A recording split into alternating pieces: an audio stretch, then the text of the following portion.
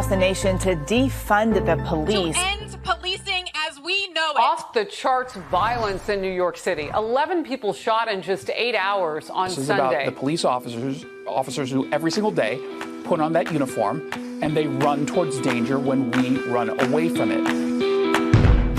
Guns up, giddy up. Welcome to the Failure to Stop podcast channel, the #1 show where police meet society and culture. You're tuning in to the Nightshift episode, one of 4 episodes that we come out with on this channel. Tonight is Nightshift, brought to you by myself and the beautiful and audacious Andrea up late. Good evening, Andrea. Happy Valentine's Day.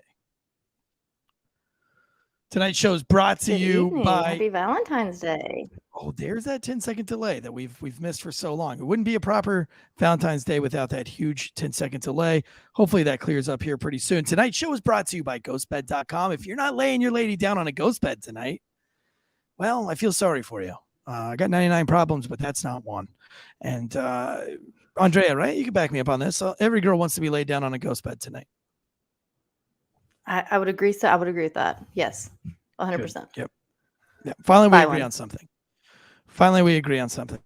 If you want to support the show, hit the like button if you're watching live on YouTube. The majority of our following is on podcast, but we do have just over 50 or 60 folks in the live chat at this time, and that'll grow overnight. So we sometimes address the live chat. But if you want to like and support the show, head over to iTunes or Spotify and leave that 5-star rating and a review. It really helps us out, lets other sponsors know that you really care about us. It also helps with those iTunes ratings, those Podbean ratings.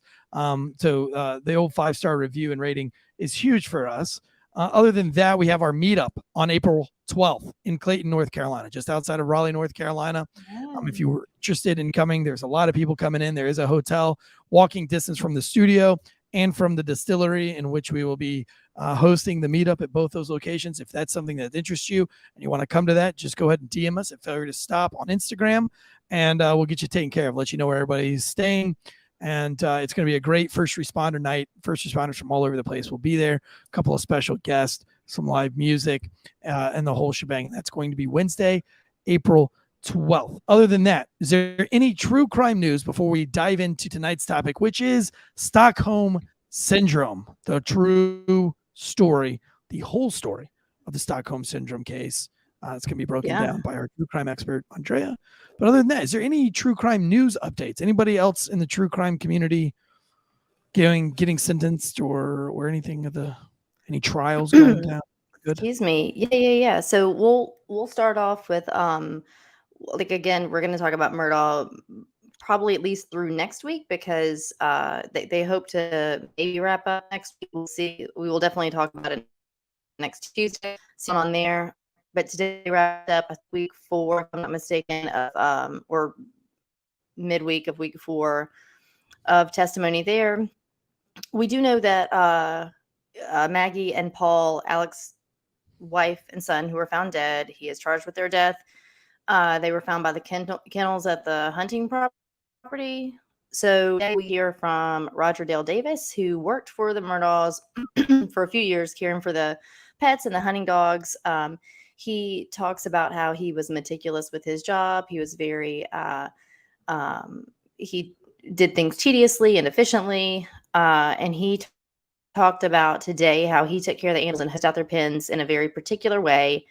When he viewed photos of the dog kennel crime scene, and he stated that things were not the way he left them that day, he pointed out that the water hose in the crime scene photo was twisted, kinked, not rolled up properly. Excuse me. The way he would have handled it. He washed his hands or something. Well, so that's kind of the argument, is that he used that to try to clean himself or the crime scene. Again, he was 100% clean when he met up with police, wearing a clean shirt, all the things, but he smelled like laundry detergent. But when he gave his timeline, he never in his alibi had said anything about going to change clothes or wash clothes or anything like that. He said he was at his dying father's residence. So that's kind of the thought behind the water hose licking off. He said basically that he wouldn't have left it that way. And he said it's also unusual to see water that pools up in certain places of the kennels that he saw in the crime scene photos. He said that somebody used that hose after I did, and I've never, it doesn't generally ever look like that. So that's Murdaugh in a nutshell. Oh, we do also have David Newell, who is a field performance and data analyst with General Motors, took the stand today. We now have the data, or prosecutors have the data of from his truck, so they can more specifically see exactly where he drove that night and when. This is something that SLED and the Attorney General's office had previously they set a search warrant to try to obtain this. At the time, GM didn't have this information. And now they say, so they're able to get that to prosecutors. So I don't know if I like that. That's actually a really big one. I don't know if that they didn't have it and now they did. Yeah, I don't know. I don't like that you can go back to the car that you're driving and then get that data and that information of where you were in that vehicle and at that time. That's you have zero privacy anymore. They can pull your phone if you throw your phone away. No privacy. But I mean, the only time that really matters.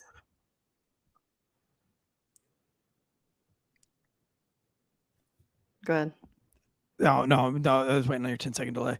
No, I just think that's you say it's the only time is now for right now. But what happens if you commit a crime that maybe you don't think is a crime? Maybe you think that the government should do one thing and not the other. And, I don't know, man. I don't like that you can be tracked so easily. But I mean, I feel like we have our phones in our hands every single day. Yeah, but if I commit a crime, I'm going to throw my phone in the lake. But now I didn't even know that they could go and pull your GM truck data. Well, now. Do it. Commit your crimes as a pedestrian. I have to go get me a 1998 Ford Contour. Just be a pedestrian and commit all your crimes on foot. And don't wear an Apple Watch. Okay. Anything else? What about my smart belt? So not much on Idaho. Not much on Idaho. We've learned that Brian Koberger, the suspect in the murders of the 4 students there, did follow 3 of the victims on Instagram, the 3 females. They did not follow him back, but it shows that which shouldn't be surprising because we've learned that his cell phone has pinged around their residence in the days and weeks leading up to their death. But he did in fact follow the 3 girls on social media. He hit him with that follow for follow, and they didn't follow back. Now he's like, you know what? No, that's not how that's not how that game's played. I said follow for follow. That's right. Do you follow everyone back that follows you? If it's follow for follow and I follow them, then or they follow me, I follow back. Of course, I don't do follow for follow. I was just joking, but that's the game, right? If you do the follow for follow game thing. If they use hashtag follow for follow. Is that a game? It's a thing. It's a thing that the kids do. Hashtag follow for follow. Are you a millennial? 84. I don't know. I don't know if that's. Well, I'm not a boomer. 67. Not a boomer like you. I know. So also we have. We'll touch on it. Yesterday. Excuse me. February 13th was the shooting at Michigan State University, and so we have someone who killed 3 people, got on campus, killed 3, wounded 5, and then the gun on himself. So that's something we'll be following up on, and sounds like he kind of took care of it himself there, but that's some of the newest news there. We don't really have anything left for Delphi or anything else right now. Yeah. So for those of you who are out there, internet has been super bad in Clayton, North Carolina. I'm not sure what's going on today, but about every 2 minutes throughout the entire day, my internet has been completely dropping. Completely no internet. So even though that our hardwired in, my internet's always the best. even being hardwired in tonight. I don't know what's going on with the Wi-Fi's in the town of Clayton, but Andrea has also said has had internet problems, so probably won't affect. Yeah, I'm hardwired in as well. Yeah. Well, just the end times, guys. The end times. So get what you can while you can, because it's going to get a lot darker in the next couple of months. I'd say we're in full World War III by summer. So, but I do have a mullet, and so I can die happy. I've always wanted one. Now I have one, and so I'm ready to go. Okay, let's dive into this case that you have for us tonight. I'm really excited. Stockholm Syndrome is something important to me because I've been, inflicting that on you probably since I knew you, which is why you call me master, accidentally sometimes.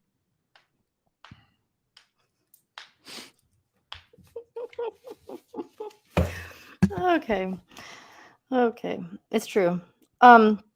So tonight we are talking about Stockholm Syndrome. With this comes a few other diagnoses that we can talk a little bit about on the side, or maybe even save for a whole different show. But many of you may not know how this term was coined, and that there was an actual event that took place in Stockholm that eventually became studied by psychiatrists far and wide, hence the name Stockholm Syndrome. So Stockholm Syndrome is basically defined as a psychological condition that begins or erupts after someone has been held hostage, kidnapped. You see it in a lot of kidnappings, hostage situations, a lot of dramatic events where you have a captor and captees. And it's when the people who are held captive can develop like a bond. It's actually now referred to as trauma bonding rather than Stockholm Syndrome, but they can form an unusual bond, feelings of affection, in a bizarre way, feelings of trust for the person who is holding them captive. So that's what Stockholm Syndrome is, if you've not heard about it. Conversely, there's something called Lima Syndrome, which is just the opposite. So where the captor starts these feelings, bonding feelings of adoration for the person he's holding captive, and not in like kind of creepy way of why she might be holding them captives to start with, but what I don't want to know. I don't have that for you. We can talk about that. That actually came about. I know. I haven't fallen for you. This is. I just hold you captive because I want to. But I'm definitely not attracted to you in any way, shape, or form. And I don't like you. I just like to torture you. I know, it's reciprocal. No, I know. That's Happy Valentine's part of Day. your charm. Happy Valentine's Day. Oh goodness. All right, so we can talk about Lima. That actually that came to be from a situation that happened in Lima, Peru. So we can talk about that at another time. But tonight we're going to start with the case that, like I said, coined the term Stockholm Syndrome, but then we're going to talk about a few other cases that have been famous in the news in the past few decades that exhibit just that. So we're going to start with, well, Stockholm, Sweden. So please forgive my mispronunciation of basically all of the I'm going to say. Jan Olsen. So the two last names we'll talk about a lot are Olsen and Olofsson. All right, so just put your listening ears on. So Eric Olsen was on leave from prison, meaning he had a furlough. So he was trusted, even though he had a pretty decent rap sheet, in and out for a lot of some violent crimes since the time I think he was like 16, onto robberies and all these kinds of things. He was granted furlough. Keep in mind that some people will argue during this bank heist situation that we're about to talk about, that at the time, Sweden 1973 was pushing the limits to try to be a bit more progressive, to try to be a bit more open-minded with things. And so some people's argument is that the way this went down is because of those laws, because of the way that was going. You can decide for yourself. But regardless, Olsen was on furlough from prison. And when he was on furlough, what do you think he did? He ran. Okay. So he runs. This is August 23rd, 1973. And he goes into what's called the credit bank in Norrmalmstorg, Stockholm. And he attempted to rob this bank. Now, an officer was shot in the hand and I believe part of the face as Olsen was coming in. Outside of that, no one else was harmed during this heist. All right. So one got what they call a machine gun under his trench coat, using a fake American accent, yelling, "Let's start this party." Like, I like him already. So, hey, let's start this party. Right. I like cheeseburgers and French fries. Guns up. Giddy up, y'all. Giddy up. So he, the picture that I sent you that's like a tall, slender dude walking with, I think, police around him, that's Jan Erik, if you want to show it. And he is the original, he's the original guy that comes in to rob the bank. So he gets there. Like I said, one officer was injured when he opened fire, but that was it. The other, no, not him. Nope, the one walking. Yeah. Only have those three. So if you're looking, yeah, that's it. If you're looking at the screen now, or if you're just listening, there's a guy. He's got a stash. He's got a down shirt on, some jeans. He's just chilling casually out with a bunch of people with gas masks as he's being escorted out of the bank to be apprehended for this robbery. So that is Erik Olsen. He shot the one police officer in the hand, but the other police officer he ordered to sit in a rolling chair and sing. He made him sing songs. What do you think he had him sing? And I think that's amazing. I'm a slave by Britney Spears. It's gonna bug me. Yeah, right. It's gonna bug me because I did. That was part of one of the stories I read. Was it told only one of the stories I read out of a lot of these told what song, but it did tell, and it was actually a bit comical. So he then takes 4 of the bank employees hostage. All right. So we have like a Brigitte, Elizabeth, Kristen, and Sven. So it's 3 females, 1 male. He then gets on. So we're showing a picture now of inside the bank vault. You can see, I think, at least 3 of the employees, and then a man standing here. The man standing there is someone else we're going to talk about in a minute named Clark. So check this out. Jan Erik Olsen gets on the phone with police negotiators. They get there pretty quickly upon him getting in there and shooting the first officer. He has some demands. So he demands 3 million in Swedish kronor. That's their currency. When you look it up as of today's value, that would be around 300 grand USD. Inflation and things have kind of changed that a bit, but just to give you an idea, that's what he requested: 2 guns, bulletproof vests, helmets, and, quote, a fast car, to which they replied with supplying him with a Ford. He also demanded that his buddy Clark Olofsson, so that's the gentleman you saw standing in the bank vault a minute ago, be brought there as well. Now, Clark is an interesting character here. Clark and Erik met each other while in prison together. Clark was there for some other robberies, some other things he had done.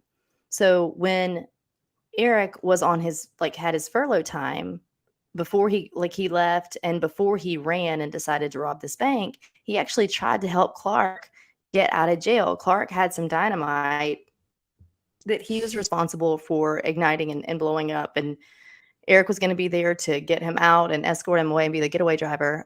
But it wasn't able. It was a dud, essentially. It wasn't able to be. It didn't explode. Didn't work out for Clark. He stays in prison.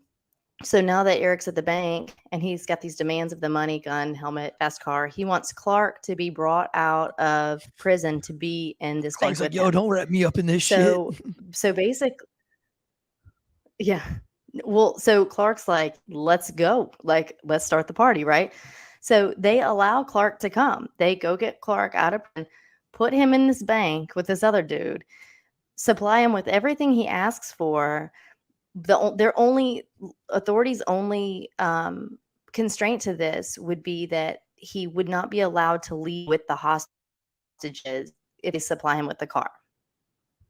That's pretty much it. Here are all the things, you just can't take them with you if you go, basically. And to take them with him. So he gets them all, the four of them, plus himself and Clark, and they go into like an internal bank vault. That's where he has them for a while. At some point, he gets on the phone. He's talking to the prime minister. He's talking to, higher ups within the legal chain there. So I just can't.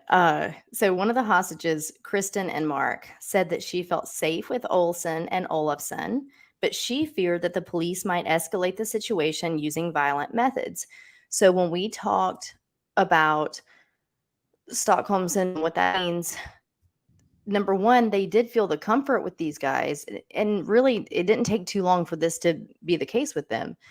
But it was like they felt comfort with them, but they also didn't seem to trust the local police. They thought that they were going to harm them, the hostages, during trying to release them or apprehend the robbers. All right. So Olsen, so that's Eric. I'll just call them by their first names. It's a little bit easier since their last names are so similar. Eric called the Swedish prime minister, who is named Olof Palme, and said that he would kill the hostages. He backed up his threat by grabbing one of the women in kind of like a chokehold. She screamed. He hung up the phone. So the prime minister just hears that and fears that they're in danger, right? Well, then the next day, that hostage that I was just telling you about, Kristen, she herself called the prime minister, and that she was very displeased. She called him, I don't have it in front of me right now, but the transcript's kind of funny. She called him by first name, and she said that she was very pleased with his attitude, and she wanted him to let the robbers and the hostages leave. But it was interesting, her verbiage was interesting, because she said that she felt safe with, how did she say it? She said something like, I feel safe with Olafsson or Clark. I feel safe with Clark and the robber. Clark is the one who came out of prison to like assist in the situation. So it's funny, she didn't associate him with being a bad guy or a robber, right? So that was Clark. And she said, I feel safe with Clark and the robber. And she's saying essentially like, let us go and let them go and don't arrest them. Like, we're all good here. So then this just keeps getting better and better. So Did then she like being choked Clark, a little bit? Clark walks around the vault. I feel like if that was you singing. and he was like, he grabbed you by the neck and like, you're like, oh, why? You're like scared. And then he was like, yeah, so meet these demands or else. And then he hangs up the phone and lets you go. You would be like, oh, well, that was, are we going to revisit that? Maybe make another one of those phone calls to the old prime minister. Okay. Show the picture of the guy with the scar on his eyebrow. Let the record show. So he's the one that was let out of prison to come assist. That's Clark. All right. Damn. So this, right? So this fella's walking around singing Roberta Flack's "Killing Me Softly." That's my kind of guy, dude. These are my kind of criminals. Killing me softly with his song. Killing me softly. Bow, bow, bow, bow, bow. Yep. So here's the deal though. This goes for days. So they have them hostage in this vault for 6 days total. All right. Oh God. So Did they hook up? yeah, it's a long time. So Do you think they hooked up in that 6 days? They have not. There's not any reports of that. Oh. There's no reports of that. What do you think? I don't think so. It's a long time without sex. I don't think they did. I don't know if I could go that long. So check this. So on August 26th, they start to drill a hole into the vault. The way they're doing that is because there was actually an apartment that someone lived in over the bank. So they go into this apartment, drill a hole down into the vault. Well, as they're doing that, that's how we start getting some of those photographs that we have there with them in the vault. So on 2 occasions, they drilled the holes into the top of the vault, and Clark put his gun into the hole and would just shoot up. So like they kept trying to do it, and he would just put his gun up there and shoot into the thing. And so everything was fine. I think one officer had his hand damaged from that, but outside of that, anyway. So it's kind of like, it reminds me of something from like Tom and Jerry. I don't know. There's like drilling a hole and then the gun and boop, and like they just keep doing that, you know. Little flag comes up. It says, bang. Yeah, like no. So so he did. Eric, the original guy, fired his weapon. He threatened to kill the hostages if any gas attack was attempted. Regardless, eventually on August 28th, on the 6th day, police did use tear gas, and Olsen and Olafson surrendered after an hour. No one was harmed in this, and just tear gas injuries.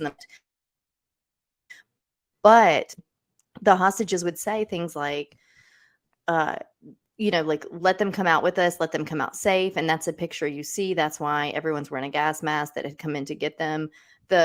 The hostages wanted to walk out with them. They wanted them, Eric and Clark, to be released, not to be arrested. So this gets interesting because they were both convicted. And Clark, two-time eyebrow over there, at first was sentenced to extra prison time. If you remember, he was already in prison. So he was sentenced to extra prison time. But he said his claim was that he had not actually helped Eric through this. He had only tried to save the hostages and keep things calm. And he was later acquitted. So he only had to serve the remainder of what he was already in there for. Get this, though. He goes on to meet old Kristen. If you remember, Kristen is the one who was disappointed in the prime minister. He goes on to meet Kristen several times. He winds up having a family. She does as well. And their families meet. They become friends. And he also committed several more crimes with this.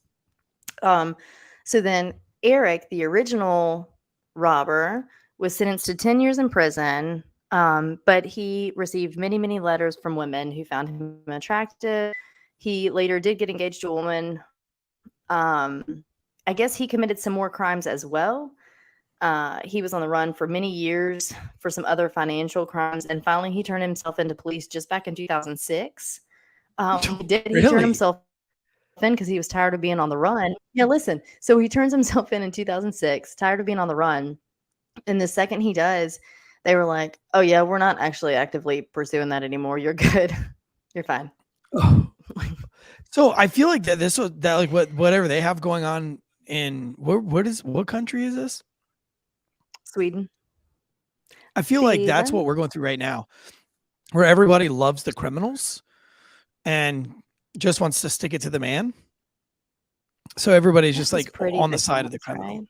You know what I mean? Like, I feel like because you started out the story with they were letting him out on furlough because Switzerland was going through like a kinder, gentler type thing. So I think like the people like just didn't, it's like our people now. It's like, oh, you want to commit crimes? That's okay. Like, you just didn't have good parents, and you shouldn't be in prison. And like, we understand that you're gonna keep committing crimes, and but hey, if you want to choke me, like, that's cool.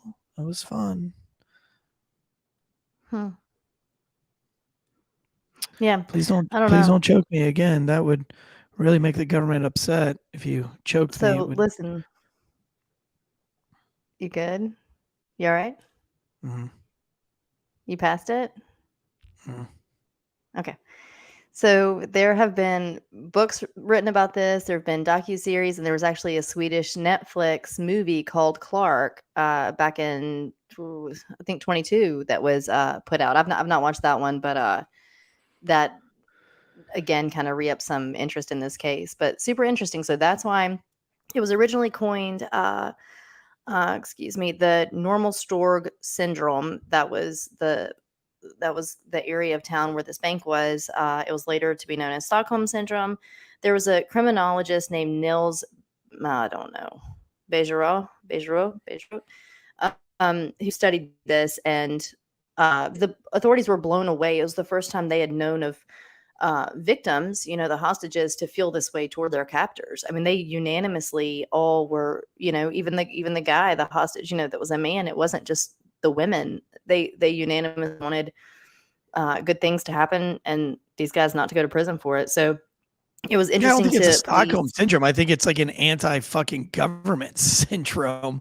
Like I'm pretty sure, like honestly, like I can see shit like that happening right now in the United States. It has nothing to do with a syndrome. It just has to do with like people love criminals right now. People are always going to side with the bad guy in this situation. I mean, it's like it's insane right now. One of the guys in the chat said, so the victim / hostage were upset with police because the police were trying to stop the criminals. Sounds familiar.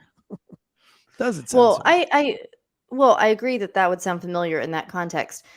They seem to not trust that the police were going to do it without them being harmed. They seem to think Right. that the hostages, were going to be harmed. You know what I mean? Not because they were Right. necessarily just like hated on the police. They didn't think that they were doing a great job of trying to get them out. Olsen, in a twist of events, Eric Olsen has expressed remorse over this heist, which I'm not super surprised about, because it says in 96 he had moved to Northeast Thailand with his wife and son, moved back to Sweden in 2013. But if you remember, I said in 2006 he tried to turn himself in for this, or for other crimes, and they didn't charge him. They weren't pursuing them. So it does sound like he tried to turn himself in. He's trying to just raise his family, do his thing. He did write a book as well. So yeah, what's interesting about Stockholm Syndrome is it is not in the DSM-5. We refer to that sometimes. That's a diagnostic book of, mental disorders. So a lot of the things we talk about will be in the DSM. This is not. It's not technically regarded as a mental health disorder. And then some people claim it is or isn't is there real. other cases? Is there other cases where people fall for their captors? Yep. So that's what we're going to talk about. There's multiple ones. We're just going to touch on like 3 or 4, but there are many, many ones. But here's what you can look at it as: a few different things. I think that you can consider it a mental disorder, or you can consider it coping, just intrinsic coping, whether you're consciously doing so or not. Something like it's not the same. I was talking to somebody about this the other day, last night. It's not the same, I understand, as like, let's say if you're a POW. It's not that you're feeling feelings necessarily of admiration for your captor, or you're not beholden to them or feel a bond to them. However, if you're going to be in a survival mode with that, if you're not going to give up if you're going to actually try to push through and survive, you do things that you're not necessarily even aware that you're doing, right? Counting rocks, making work for yourself, making piles of sand with your hands, whatever you're doing, it's all coping. I think that this can be looked at as a coping behavior. So now, whether you want to call that an acute mental disorder in the moment, maybe, but like a coping mechanism, absolutely. And I don't think it's intentional. And in fact, some of the survivors have said, such as that it's mechanical. It happens without you realizing it. And it's literally it's almost like you're outside of yourself, almost a dissociative type thing. And it's just to get through to the next thing, to the next moment, to survive. So I think that absolutely can happen. I mean, if you're under that much duress, not necessarily these hostages, right? In that moment in the bank, if they didn't feel that threatened, but in some of these other cases we'll talk about, for sure, there's got to be some way. And I think your mind can't always handle or process what's going on. 6 days is a long time, man. That's a long time to be bored. In a bank vault? Or they weren't hungry. I'm sure they were fed pretty well, but they got food. Well, he had a lot of money. Remember, right. they gave him what he wanted. Yeah. But I mean, it's a long time to sit in a bank and be bored to death. Well, it sounds like he was singing. Okay, play a couple I think they games. had a Well, fun time. you want to play Truth or Dare? I dare you to choke me. Little like spin the bottle with like a roll of quarters. Yeah. You know. Anyway. So here's some other definitions about it, but like the victims may begin to feel affection or sympathy. That's what we're going to touch on, is the sympathy for their captors, and may try to protect them out of a sense of loyalty. They can feel heartbroken when they're separated from their abusers. They may resent or be afraid of law enforcement, their rescuers, and anyone else who has tried to help them escape, meaning even sometimes their families once they're back home, which is bizarre, but true. So let's get into it. I think one of the earlier known famous cases of Stockholm Syndrome after the bank situation that just happened would be Patty Hearst. So this went down in 1974. Probably a lot of you guys are, are familiar with this. She was the granddaughter to publisher William Randolph Hearst. Super, super wealthy. Ton of money in this family. And on February 4th of 1974, some men who were armed broke into her apartment. This is a really bizarre little story we're going to touch on. Beat her and her boyfriend pretty badly and kidnapped Patty. They later identified themselves as part of a terrorist group called the Symbionese Liberation Army, which is referred to as the SLA. It has to do with politics and capitalism and weird stuff was their platform. They I guess in essence were supposed to have taken her for like a political financial leverage. She lived with them for over a year. They raped her, beat her, tortured her. She was very isolated. She eventually decided to join them though. She wanted to become a revolutionary, it says. So she then started taking place in these bank robberies with them. She traveled around the country with them. She helped promote their propaganda. And in 1975, she was finally captured by the FBI. I don't have that picture uploaded. I'll try to do it tomorrow. If I remember correctly, she's wearing like a skirt and some boots. She's got a gun in her hand. It's bad, but it's kind of cool. She was sentenced to 35 years. It was dropped to 7 years. So when she was arrested, she only weighed like 80 something pounds. They said that she had a low IQ and was a low affect zombie. That's what a doctor went so far as to describe her as. So with her, they consider this more of what they would consider a classic case of brainwashing. Anyway, her sentence after I think like 2 years was commuted. Jimmy Carter commuted her sentence. She was freed. She went on to marry, have children, and then she went on to be an actress. She was in plenty of movies. But yeah, so that's one of the earlier known cases. And that was just a bizarre one because, like I said, she came from all this money and all this stuff, and she had some opportunity to flee, but decided on her own to be a part of their mission, if you will. Well, I mean, when you're a lot of captive in those times, like they can keep you up for a long time, but then they can start to like indoctrinate you. I mean, that was why they created SEER School. Exactly. But not so much the survival part, but the resistance part was all because the number one reasons why POWs didn't want to come back was because they felt embarrassed of how they acted in captivity. Yeah. And that's a true thing that can really happen. They're going to make you do things or make you say things that you don't want to say for preservation of life. But then once you've done that, you can't take it back in your own brain. So a lot of the times, like, hey, one of the big ones was they made them build a fighting position.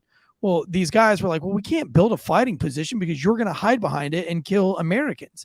And they're like, bitch, you're going to fucking build that fighting position, or you're going to go, to the rack, or you're going to go to the box. And, a guy can only go to the box so many times before he goes, you know what? Fuck it, dude. I'll stack those sandbags and I'll do it with a smile on my face. And then they do it and they pack those sandbags and they make that fighting position. Well, now you're the enemy because you just built something that's going to kill Americans. You assisted. And so it's easier for them to join their captors and then just believe what they're fighting for and be like, you know what? Yeah, these are the good guys. Those are the bad guys. They shouldn't have come. They shouldn't have been coming to try to get us anyway. Fuck those guys, because it's justifying it in their brains. But that's a way different than being stuck in a bank for 6 days. Yeah, we're off the bank. I mean, with the situation with Patty, she was isolated and raped and tortured, and I can see this happen to Patty. And this was a terrorist type organization, so they literally had it's 1974. Propaganda was wild. Like it's a very perfect scenario, like what you were just talking about. Right, and then obviously like rape is like a huge traumatic thing too, right? It's like now you've given up your your goods, and now you're like, well, I'll just stay with these guys because I love them. I think what said that she said she wanted to be a revolutionary. We're going to turn the tide a little bit and talk about, you guys will probably remember, although gosh, I can't believe it was 1991. How was it that long ago? JC Dugard. Do you guys remember her? She was 11 at the time. She was kidnapped in front of her stepfather's eyes. Like a guy comes and gets her, throws her in the car, goes. He literally can't keep up as the car speeds away. We're not going to get into. There are a couple of these cases we're talking about tonight in reference to Stockholm that I will cover on the show in depth at another point, just to talk about the actual story of what happened to these women. But she was 11 years old. All right. When she was taken, she was held captive for 18 years. I know this case pretty well. Remember this one? Yeah. Until 2009. This man, Greedo, and his wife, Nancy, didn't she have a couple of babies? Right. Mm-hmm. So they abused her, imprisoned her, obviously, all the things you can imagine. She lived in a shed in their yard for most of this time, a good chunk of this time. And this is an interesting one because and that's why I say I want to talk on the Stockholm Syndrome portion of this, but I want to actually cover this case at another time and go into it in much more depth. But there were different times authorities had been called out for things but they had no reason to know that she would be there in their backyard in a shed. Like she wasn't connected to them in any kind of way otherwise. Excuse me. So she mothered, 2 children of his during this time. They were, of course, no medical care. She gave birth on her own. They were never allowed to go to school. She did what she could to school them in the shed. She did have access to some TV. She would give them educational shows, this and that. Many doctors, many psychiatrists do think that because she bore his children, that increased the level or the increase the likelihood, that she would have Stockholm Syndrome with him. She started to view it as a marriage type situation. So she eventually, he allows her, and we see this a lot in these kinds of cases where someone's held captive for so long. He starts allowing her little by little more and more freedoms, right? So he starts letting her help him with his business, answering calls and emails. Finally, there were some suspicions. Some people had some neighbors had seen activity of her, like in and out of the home or in and out of the yard. Police do come. They come to investigate, and get this. She doesn't immediately run to them. She doesn't leave. She doesn't say who she is. She actually says her name is Alyssa, I believe. Yeah. And said that, which he had given her that name. She said that she came to his defense, and she said, yes, he's a known, the police came there with suspicions and knowing that he had been a previously convicted sex offender. So she said that, yes, while he had been, he is no longer that. He's a changed man. Her name is Alyssa. He's good with her kids, in quotes. He's been reformed, all these kinds of things. And she was pretty defensive with authorities, and she lied multiple times to protect this guy. She said she was staying there while she was hiding from her abusive husband. It's the story she gave. And then it said, so Allie Jacobs was one of the officers there, and it said that when she observed Dugard's daughters, who were at that time, her daughters at this time now are 15 and 11. Jeez. She said that they seemed to be brainwashed zombies because God knows what these children were brought up with. Eventually, she revealed who she was. The guy was arrested. She was reunited with her family, but she said later that she felt a deep emotional, these are her words, connection with him. Later, she denounced his actions and said that she adapted to survive her circumstances. But when she first was separated from him, she had a tough time. She felt like she had an emotional connection with this man. I feel like all the women in my basement would miss me a little bit once they're gone from the basement. Be happy to get some fresh air. Don't have a basement. They'd be happy to get some fresh air, but then they'd be like, man, it wasn't so bad down there. Eric treated us nicely. I'm really glad you don't have a basement. How do you know? You have to come over and see. You have to come over and check it out. Nope. I can't do that. Dude, whatever. Your house is the one that's creepy as fuck. You literally have you got that creepy basement. I have a very big basement. It's not creepy. It's just I don't like to go I down could hold there. a lot of captives in my basement. A lot. I could. Probably do. Why don't you come over and find out? All right, so in 19 Just don't choke me, Don't choke. You don't have to worry about it. I'm going to choke you with your own mullet. Dude,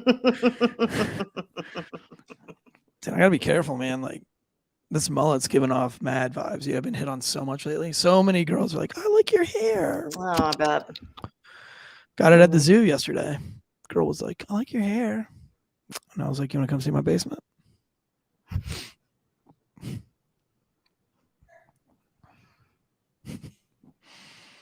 Sean Kelly in the chat says that he lives in a basement. Well. Your captor shouldn't let you on the internet because now you're giving away. It was his mother's. Sean, was it your mother's? All right, as long as there's a ghost Natasha, bed in the basement, I'll fucking sleep in it. You can anyone talk about it. Kay Powell. Kay Powell could hold me in her basement as long as there's a ghost bed. She said no one has said that to you ever. Man, fuck you. Fuck you, Kadeen. Sarah Kelch, even though she's Russian, we don't like Russians right now. If Sarah Kelch had a ghost bed in her basement, she could easily lure me down there. And I would learn to like her. Of inadequacy. I would learn to love her. A den of inadequacy. Kadeen says I would be the last person that she would hold in their basement. I'd be a pretty cool guy to have in your basement, to be honest with you. As long as there's a ghost bed down there. With the adjustable base so that I could change positions as I walk, and like a TV be cool too. And look, I'm not asking a lot. As your captive, I'm not asking a lot. Use the promo code Wolfpack, get that 35% off. Get me the ghost bed, 0 down, 0% financing, and that's if you have Kadeen, if you have KPOW credit, you can get one of these ghost beds, and it's got that cooling technology. So even if it's hot in your basement, I can stay hard while staying cool on a ghost bed mattress. Where's it made? In the good old USA. Because I want to be captured. I really want to be captured by an American. I don't want to be captured by Russians or Chinese. Sarah Kelch, you're American, but you're Russian too. So gray area with that. But Fulcanator, if Fulcanator wants to capture me, she's a good American, put me on a good American bed. I could see myself falling into the Stockholm Syndrome game. Okay. All right. So changing gears, we're not going to talk about this one too much. It's pretty terrible. But in 1998, Natasha Kampusch, she was 10 years old at the time, and she was kidnapped by 2 men. A severe case of Stockholm set in on this one. They had her for 8 years. So from the age of 10 until 18, she, not even going to get into all this, but she lived in a cellar under this guy, Wolfgang Pricklopel's garage. Soundproof, windowless, as horrible as you can imagine is what it was. She was starved, abused in all kinds of ways, mentally tortured as well. A lot of humiliation, a lot of crazy things. They kept her too weak to escape. She was often very, very hungry as well. But eventually she was allowed to leave that cellar room and go into different parts of the house. She was told that that the windows and the doors were rigged with explosives and that they would go off and kill her if she tried to escape. She often had breakfast in the morning with him, but he continued to do terrible things to her. Anyway, finally in August, it was 2006 when she was 18 and she had a chance to run. So he answered a phone. She was outside cleaning his car. And again, this happens a lot. Like they start to allow bits by bits, little more freedoms, right? She was allowed to clean his car out. He answered a phone call and left her unattended. And so she ran to a neighbor. She's been there for 8 years, ran to a neighbor who contacted authorities. Soon after the police did come to him, they got him. He was able to escape police protection and lay down on railroad tracks and was run over by a train. Good for him. Let's go. Yeah, good for him. Oh, but get let's this. go. And then it derailed and put in toxins all over Ohio. We'll talk about that later. Tanner is getting ready for work. Says he's tuning in. He'll tune in as long as he can. Tanner, when you shut your phone off, it is rigged to explode. And this show is going to go on for another 8 years. So, yes. Don't turn your phone off. Check this out. He'll find you. Good night, Tanner. Have a good night. She was very affected by his death. She wept and wept. She spent hours alone with his coffin, which that's part of the story I didn't get in. I didn't dive into this case, but I don't know how or why she was able or allowed to be with this guy's coffin. Like, was she not with her family at this point? I don't know. When they were like restraining order. Oh, good. Look, I'm not sure why she was even there. How old was she when she escaped? 18, but she was 10 when he took her. But so listen, it says for years and years after this happened, she carried a photograph of him in her wallet. She openly admitted to grieving over his death. And the things, when they go into the details of the things he did to her, it's nothing short of horrific. I mean, it's not like, you know what I mean? Like he just like kidnapped her and she just kind of helped clean his house and whatever. Anyway, that is very much so what you would consider, the diagnosis, if you will, of Stockholm Syndrome. That's right. But I mean, like you're 10, like that becomes like a daddy figure, and then you kind of betrayed your little daddy figure. So I could see how like that would be emotionally. There's all kinds of ways to explain 10 to 18. These are formative years, of course. Yeah. There's so many things going on. But I mean, she wept him for years, but I mean, he brutally did horrible things. How long are you gonna mourn for me after I pass? Years, probably. If you ever get over it, you probably will never get over it. I'll give it 6 minutes. Longer than 6 minutes. No. Like 12. I'll meet you at 8. 12. 8 minutes.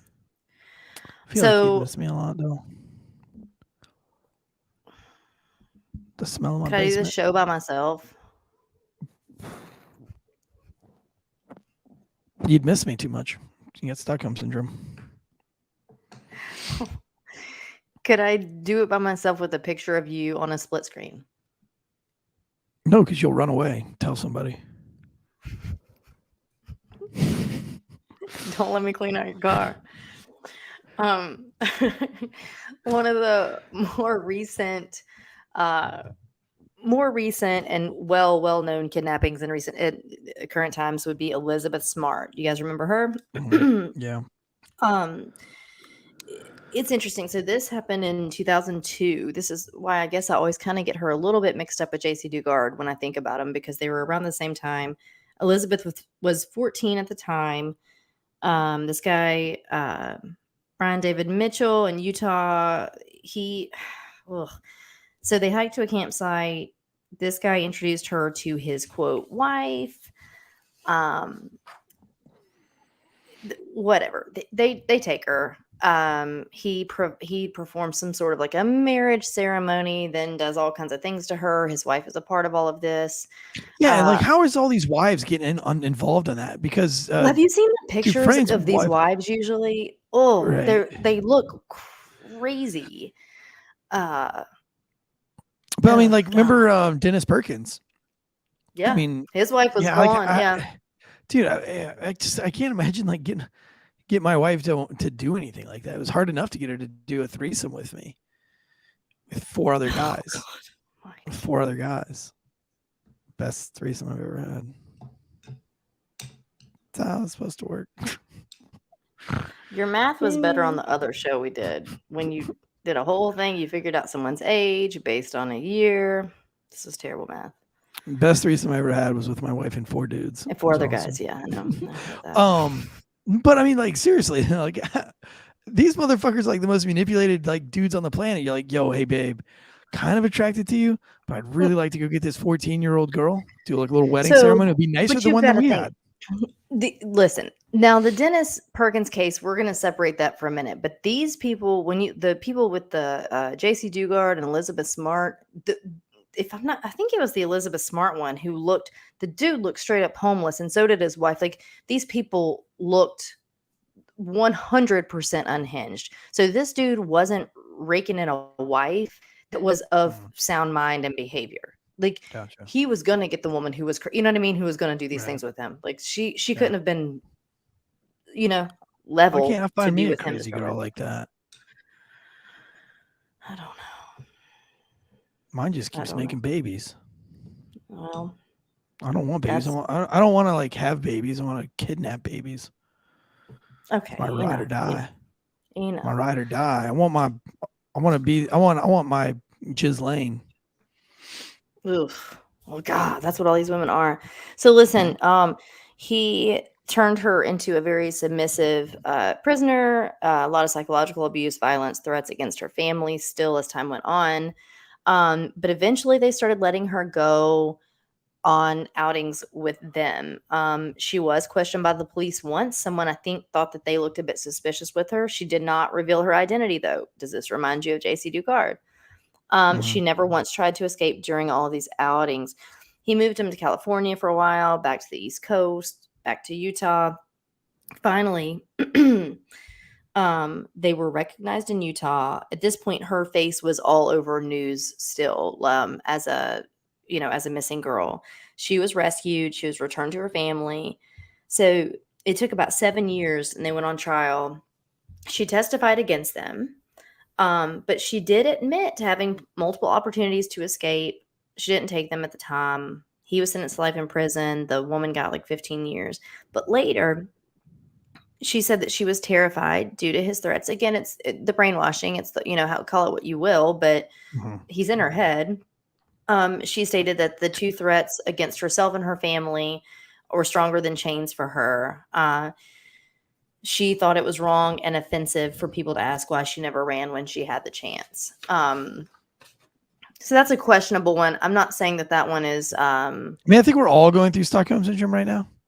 I think the government is just raping us repeatedly, holding us down, doing all these things, and we still stand up for it like all the time. We're still like, yeah, we're still the best country ever, though. Like, we have free education.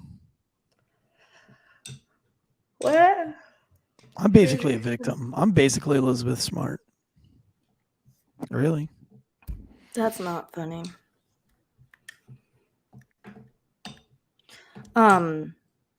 Anyway, the last one would be that we were going to talk about is Mackenzie Phillips, who was the daughter of Papa, if you will, from the Mamas and the Papas, John Phillips. Basically for decades, her father raped her starting when she was a teenager. but into adulthood, they had this incestuous thing.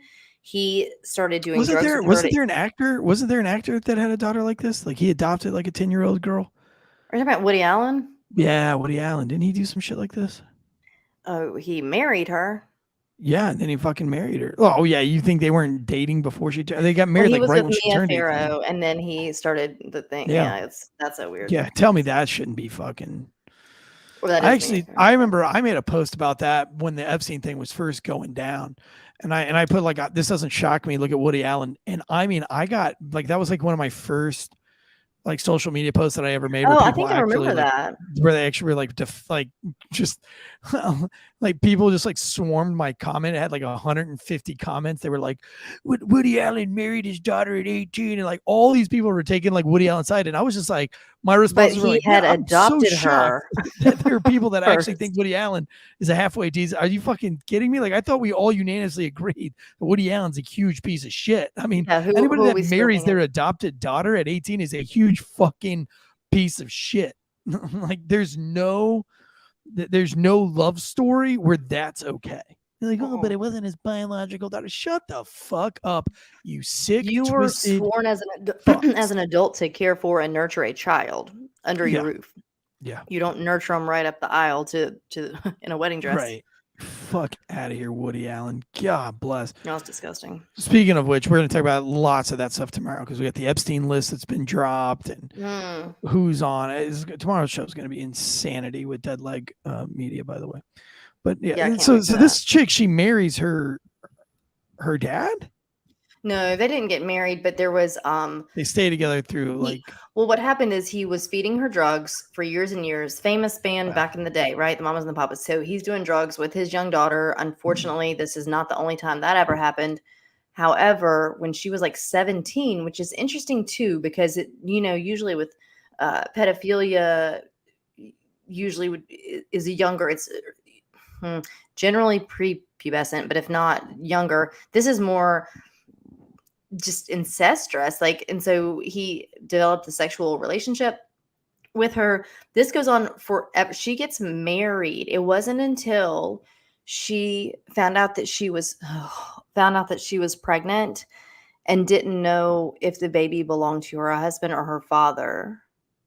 Whore. That she realized this was wrong. And gross, then she said, dude, how did she get married? Like, how did her dad let her get married? She was fucking her dad the whole time. Well, I don't think that he cared if she was married or not. I think as long as what they were doing kept on. Oh my God, man, what a sick. But the point is, she didn't understand. That's more just like grooming and stuff. It's her own father. She didn't understand that. I mean, she would wake up from being passed out from like drugs that he had given her. Like she didn't understand that her dad was doing the wrong things to her. I mean, that's 100% textbook grooming, Yeah, I mean, like, and then like the addition of drugs from like an early childhood, obviously. Yeah, until she was an adult, and it's like something kind of happened. It's kind of like with the. I don't want to get in the weeds with this because, good Lord. Well, this is Stockholm. This is Stockholm. We could have done a whole show, and I don't even want to. Wish I'd never watched it, but Leaving Neverland on Michael Jackson. Talk about Stockholm. Holy cow. And the whole country is Stockholm Syndrome. Like the fact that we still play his music fucking drives me crazy. Listen, it took those boys, there's multiple, but the two that were highlighted in the documentary, it took them both, and they interviewed their wives, which was very interesting to hear the wives' takes, right? It took them both becoming grown men that were married, and they both were raising sons, and it took them to where their sons were the age that they were when these things started happening to them, 7, 8, 9, to remember what he had done, and then by looking at their sons realizing how messed up it was. To like, until that time, he believed, they both believed that Michael loved them and would tell them these things that was just in their head. They really thought that like that's a grooming, my friend. That's what happens. If people wonder how this happens to children, it's called grooming. They trusted him. He cared for them, and he got in their head enough to where when he started little by little doing these things, it took them to become an adult to realize those things he had done were wrong. that it was not okay. And it took them both having children to see it. So kind of similar to Mackenzie Phillips, it took her becoming pregnant and then almost like turning on a light switch and just being like, whoa, whoa, like, and seeing her husband and thinking, wait a minute, this shouldn't be happening. That's how that's how these things happen. And that's what, I don't know. But anyway. I remember like one of the first jokes I ever remember being told.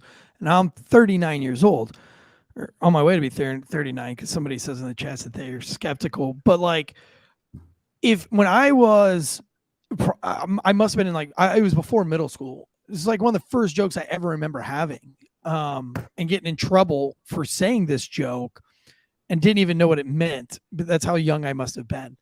But the joke was, what does Michael Jackson and Kmart have in common? Kids' pants half off. Oh, that's God. the first joke I remember telling, and remember, you know, like, so like I must not have been understanding. but yeah, I didn't understand it. But I remember saying that joke and people laughing like hysterically, and me being like, yeah, oh. You know, and it wasn't until like maybe 6th or 7th grade that I understood that there was a lot of talk of it for a while before it became really serious accusations. And then, I mean, if you remember, like he had a whole Aaliyah, trial. like, you know, like when whole Aaliyah got married, trial. like Aaliyah got married at what, like 16? Yeah. You know what I mean? something But like that he had been fucking her since she was like 14. Well, there's a lot of that, unfortunately, that goes well, on. right, you know, and Hollywood doesn't have a fucking problem. Like, get the fuck out of here, dude. And then her plane crashes, like, you know, like everybody else. I know thousands and thousands of people. Nobody's ever died in a plane crash, but all these people that have like some kind of weird ties to the government or some kind of ties to being a celebrity, they die in these random plane crashes. It's crazy, but somebody said you age yourself with Kmart there. I do, yeah.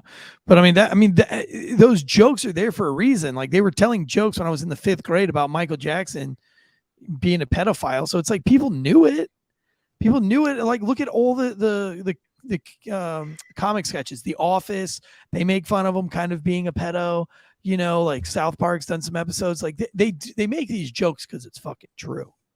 Like, it's real, you know. Yeah, if you haven't watched that, I mean, I guess there's some differing opinions on it, or people who are still in the camp of somehow that's yeah, but they also have like Hollywood also makes people think that Casey Anthony didn't fucking kill her daughter, like, or that O.J. Simpson didn't kill Nicole. Like, get the fuck out of here, man. Like, people are such sheeple. It's insanity to me, you know. If you haven't watched that though, I would like they'll go with all these like conspiracies with something like all these coincidences that add up with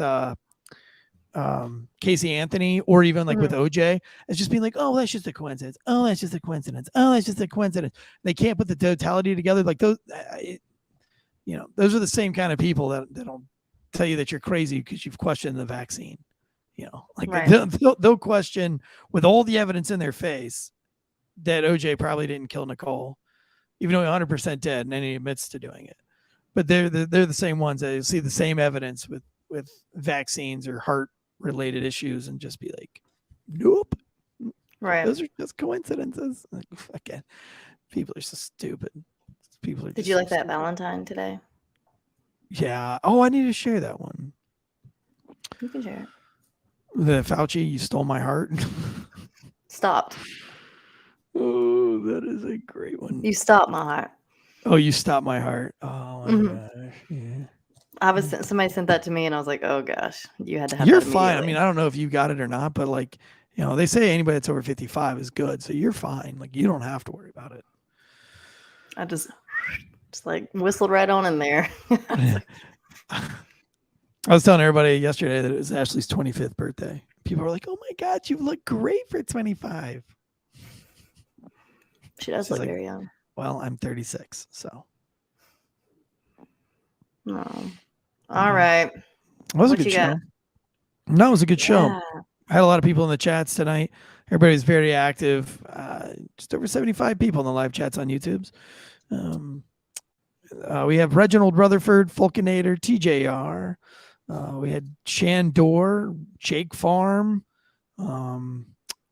Ted Leg Media, of course, Drew Breezy, Chris Dreyer, John. I mean, I'm not going to go through all these names. There's just 70 of you fuckers. Fuckinator, Micah, K. Dean, Sarah Couch.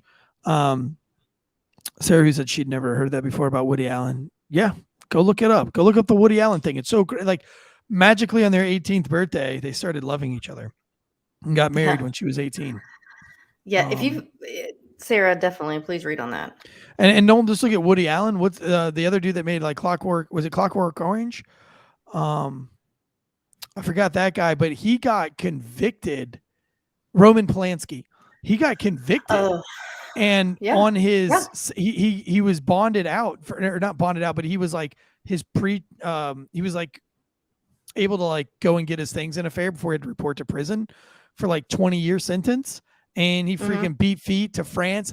France held him there. He's still in France. He's still producing movies that we're still watching in the United States. And he was convicted and found guilty of like a shit ton of child molestation charges. And he's still making movies in France, and they won't send him over here. So if that Roman Polanski and Woody Harrelson, I mean, not Woody Harrelson, Jesus, sorry, Woody Harrelson, Woody Allen, yeah, Woody Allen, Epstein, is R. Kelly, yeah, with Aaliyah, you know, like if all these things aren't like signs that Hollywood has a culture issue, when we're talking about all this tomorrow, but you know, well. I will touch on this because I've said it before, but like Drew Barrymore, there are times, I know she was 12 going to Studio 54. Yeah, she said she did her first run of blow at like 8. Yeah.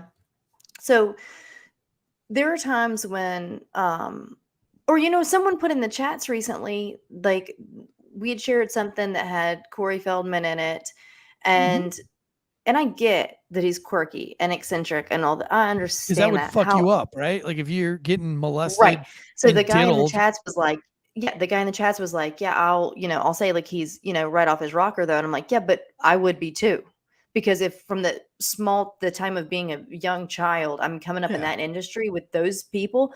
So and I've mentioned this before to friends, but like, so okay, for instance, my oldest, as a little guy, had, you know, just this round face and these giant eyes and this curly hair, and I was like, golly, you know, and you know, you hear people say stuff or whatever, and like part of me, and if you guys do this, do your own thing, do whatever, but me personally, I would get a little thinking like, oh, it'd be fun, like I don't want him in the industry, but it'd be fun to put him in like you know, a magazine ad or something, like that'd be fun. I think he could get, you know, he could do that.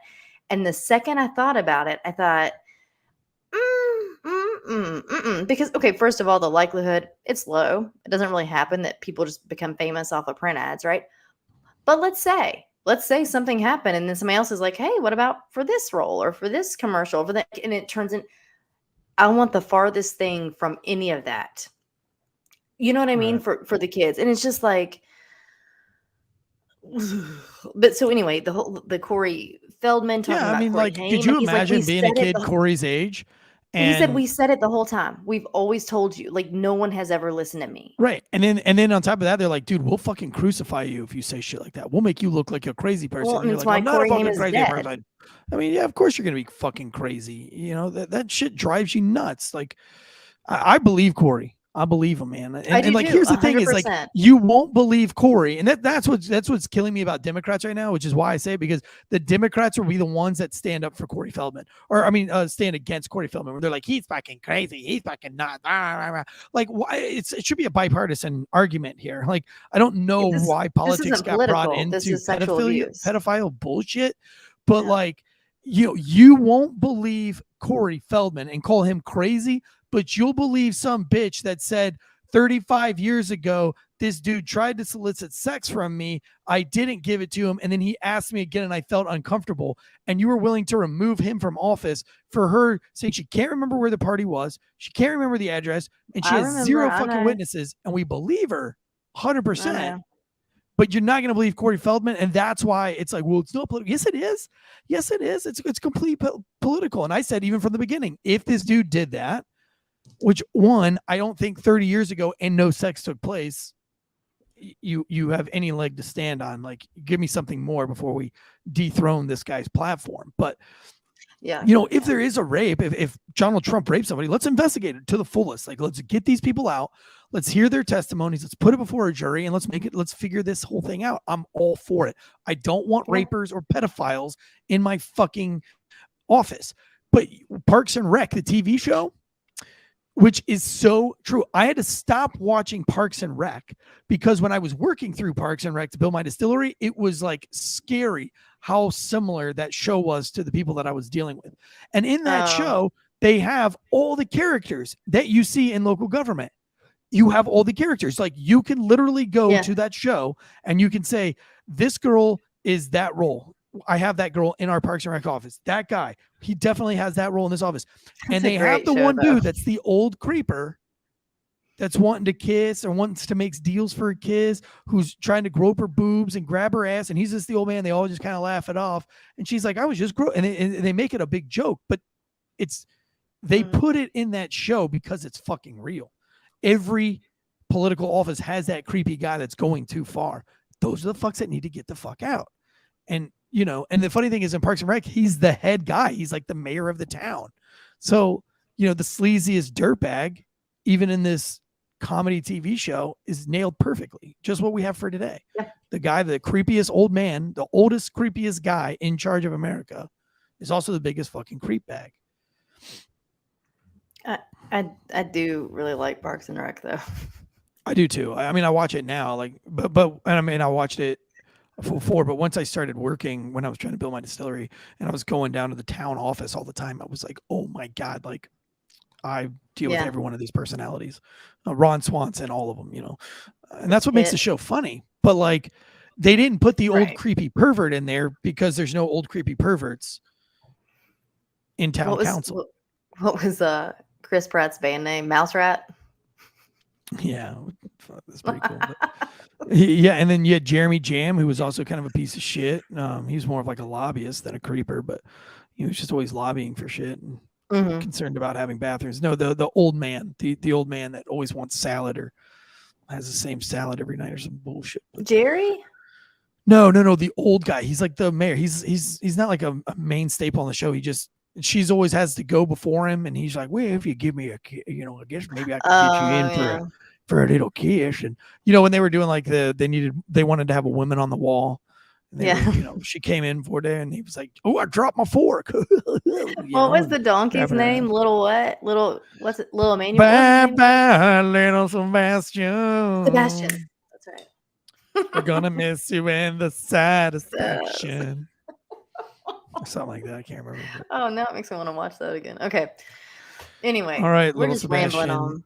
Happy Valentine's Day.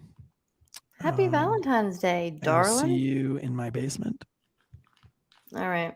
For some grooming. I want to wear you. For some reason, when you said grooming, I'm picturing you like picking like bugs out of my hair like a monkey. That's what it would be too.